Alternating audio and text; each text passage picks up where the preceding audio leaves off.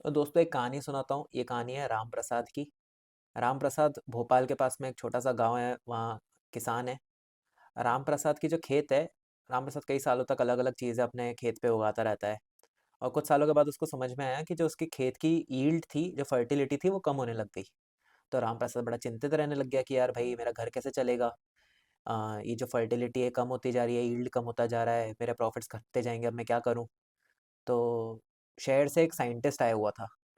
अ, उसने उसको बताया कि ऑर्गेनिक फार्मिंग के बारे में, कि भाई राम प्रसाद जी आप ऑर्गेनिक फार्मिंग के बारे में कोई नहीं सोचते हो।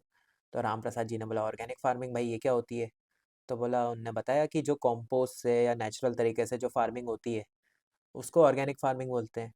वो जो राम प्रसाद जी का खेत है उसको कोई हार्म नहीं करेगी, जो सॉइल के न्यूट्रिएंट्स हैं उनको बरकरार रखेगी।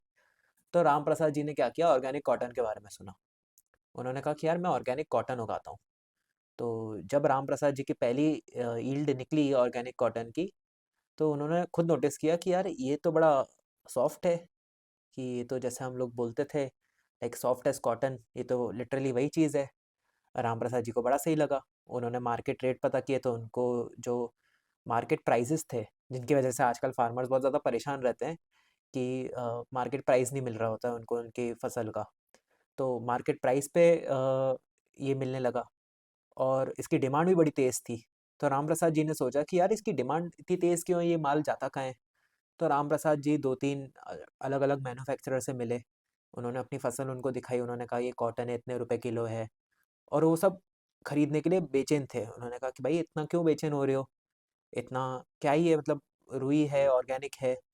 तो उनको रामप्रसाद जी को किसी ने बताया कि भाई इनकी बड़ी डिमांड रहती है फॉरेन मार्केट में। तो आप जो चीज़ बना रहे हो, इसके आपको 1.5 गुना ज़्यादा पैसे मिलते हैं, क्योंकि ये यूरोपियन कंट्रीज़, वेस्टर्न कंट्रीज़ और यूएई, मिडल ईस्ट, यहाँ पे बहुत ज़्यादा एक्सपोर्ट किया जाता है।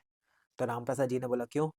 तो उन मैन्युफैक्चरर्स ने बताया कि भाई ये जो कॉटन रहता है ये बॉडी को कुछ, इनके जो कपड़े बनते हैं या बेडशीट्स बनती है, पर्दे बनते हैं, ये बॉडी को कोई नुकसान नहीं पहुँचाते। ये बहुत ज़्यादा सेफ रहते हैं हमारे एनवायरनमेंट के लिए। तो ये जो वेस्टर्न गोरे लोग हैं, ये गोरे बाबू लोग बहुत ज़्यादा उतावले रहते हैं इन सब चीज़ों के लिए, कि भाई ये नेचुरल है, बिल्कुल नेचुरल को देख के वैसे ही वो बौखला जाते हैं कि ये क्या चीज़ आ गई है। तो इनकी बड़ी डिमांड रहती है। अब आप एक बात बताओ, जब इंडिया में ऑर्गेनिक कॉटन ग्रो होता है और राम प्रसाद जी जैसे जो हमारे खेत वाले लोग हैं और जो किसान हैं, इनके प्रोडक्ट्स इतने अच्छे रहते हैं जो सिर्फ एक्सपोर्ट होते हैं, तो हम इंडियंस पीछे क्यों रह गए इन प्रोडक्ट्स को यूज़ करने के लिए? नीचे आके कमेंट्स में बताओ कि आप क्या सोचते हो।